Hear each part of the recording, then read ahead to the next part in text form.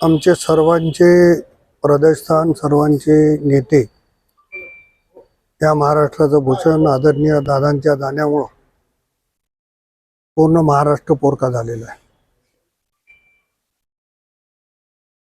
कालच दादावर अंतिम संस्कार करण्यात आले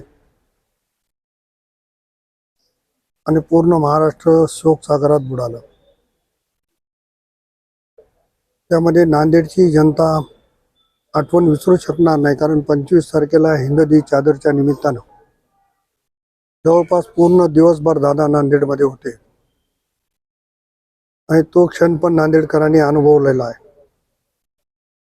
त्यामुळं उद्या सर्व पक्षीय शोकसभेचे आयोजन करण्याची सूचना आमच्या सर्व पक्षीय नेत्यांनी दिली। त्यामुळं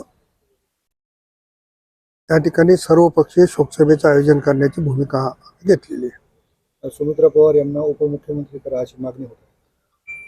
दादांच्या जाण्यामुळे जी काही पोकळी दादांच्या जाण्यामुळे जी काही पोकळी झालेली आहे ती जर भरून काढायची असेल तर आदरणीय सुनेत्रा वहिनी पवार यांनीच नेतृत्व केलं पाहिजे, अशी माझी देखील स्वतःची भूमिका आहे। आणि शेवटी पक्ष एकसंघ चालवायचा। शेवटी महाराष्ट्रामध्ये दादांनी जे कार्यकर्ते जपले त्यांना सगळ्यांना सांभाळून घ्यायचं। वहिनीवर दुःख जरी असेल, दुःखाचा डोंगर जरी असेल, तर त्यांनी स्वतः या महाराष्ट्राचं नेतृत्व करावं, राष्ट्रवादीचं नेतृत्व करावं, ही भूमिका माझी निश्चित। दादांच्या निधनापूर्वीच दोन्ही राष्ट्रवादींना एकत्र करण्याच्या हालचालींना वेग आला होता। असं आहे की आपण एकंदरीत महानगरपालिकेच्या निवडणुका जर बघितल्या तर काही ठिकाणी दोन्ही पक्ष एकत्रितपणानं लढले। शेवटी निर्णय तो राष्ट्रीय पातळीवरचा होणार होता, परंतु माझी सुद्धा वैयक्तिक भूमिका हीच आहे की दोन्ही राष्ट्रवादी काँग्रेस एकत्रित यावे आणि आज राज्याचं जे दादामुळे पोकळी निर्माण झाली ते नेतृत्व सुनेत्रा वहिनीनं करावं। आणि सभेनंतर 5 वेळेस दादा नांदेडला आले, विशेष लक्ष नांदेडला होतं आणि पक्षवाढीसाठी मी स्वतःला भाग्यवान समजतो। कालही बारामतीमध्ये अनेक पक्षाच्या अनेक मान्यवरांनी माझ्यासोबत, घाटे साहेब होते, मोहन अण्णा होते, सगळीच मंडळी होती, ते सगळे असंच म्हणत होते किंवा काय नांदेडवर प्रेम होतं की तुम्ही बोलवलं नांदेडला आले नाहीत, असं झालं नाही।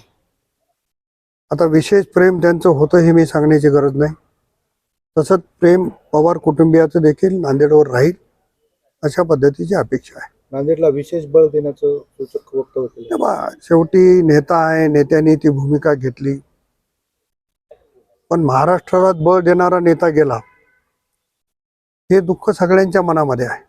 असा नेता होईल का? असा नेता आता होईल का? आता सुनेत्रा वहिनीच्या वेळ लागतो एखादा नेता घडवायचा, एखादा कार्यकर्ता। आम्ही जर एखाद्या कार्यकर्त्याला नगरपालिकेला किंवा ग्रामपंचायतीला, जिल्हा परिषदेला उभा करतो तर एकदम नाही करता येत। त्यांनी काही केलेलं काम, त्याला उभा केल्याच्या नंतर त्यांनी जर आजपर्यंत महाराष्ट्र घडवण्याचं काम केलं तर त्यांनी काही एका दिवसात उभे राहिले नाही। त्याच्यामुळं सगळ्या गोष्टीला वेळ लागेल, पण निश्चितपणानं वहिनी त्यांची जागा भरून काढतील असं मला वाटतं। अनेक वर्ष तुम्ही काम केलं त्यांच्यासोबत, दादासोबत, अशी कुठली आठवण आहे जी तुमची? एक आठवण असेल तर मी सांगितली असती, माझ्याकडे अशा हजारो आठवणी आहेत। कालच्या 25 तारखेच्या कार्यक्रमामध्ये आम्ही सगळे मिळून होतो विश्रामगृहामध्ये। 1 तास दादांनी सगळ्या कार्यकर्त्यांच्या सोबत एवढ्या गप्पा मोकळ्या मारल्या।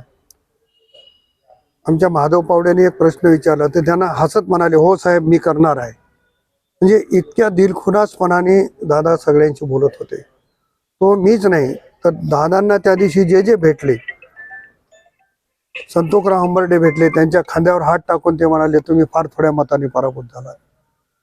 आणि गाडीत बसल्यावर ते नसताना सुद्धा आम्हाला म्हणाले, म्हणजे एवढा सगळ्यांना दिलखुलास बोलणारा, मनामध्ये एखाद्या गोष्टीत कुठला राग आला तर लगेच विसरून जाणारा नेता मी आजचा बघितला नाही। त्यांचं नाव फक्त अजितदादा होते। साहेब आपण स्वतः अंत्यविधीला गेला होता आणि शरद पवार साहेबांची भेट झाली का? काय त्यांची काय परिस्थिती? भावना बघा, शेवटी वडील आहेत ते, आपल्या डोळ्याच्या देखून मुलगा काय आणि पुतना काय जातो हे त्यांना बघावं लागते, हे सगळ्यात मोठं दुःख आहे। तरी पण पवार साहेब हिमतीने आलेल्या सगळ्यांचं स्वागत करत होते। मी जाऊन चरण स्पर्श केले, मला देखील त्यांनी सांगितलं चिखलीकर तिकडे बसा। म्हणजे छोट्या छोट्या कार्यकर्त्यांची महाराष्ट्रभर ओळख असलेला नेता, देशभर ओळख असलेला नेता. त्यांची मनस्थिती सांगण्यासारखी नव्हती, परंतु सर्व यंत्रणा ते त्यांच्या नियंत्रणामध्ये तिथं चालत नाही. ते शक्य नव्हतं.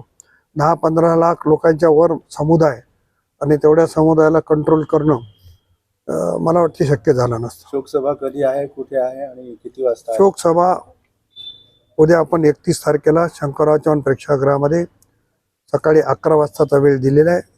सर्व पक्षांच्या नेत्यांशी जवळपास माझं बोलणं झालेलं आहे आणि सर्व पक्षीय शोकसभा दादांच्या संदर्भानं आम्ही ठेवतोय आणि मला असं वाटतं की सगळेच जण या शोकसभेला येतील. प्रदेश स्तरावरून कोणी येते का? नाही, आपण फक्त जिल्हा स्तरावर ठेवल्यामुळं आपण कोणाला बाकी निमंत्रित केलं नाही, फक्त जिल्ह्याच्या मंडळीला निमंत्रित केलेलं आहे.